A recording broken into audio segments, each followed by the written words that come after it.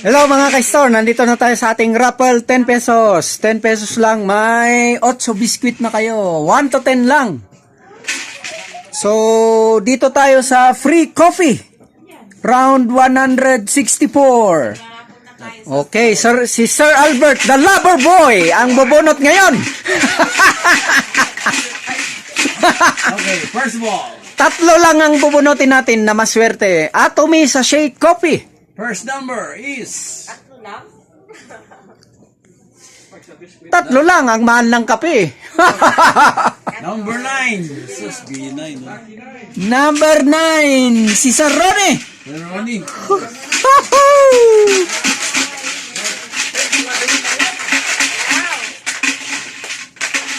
okay, second ball.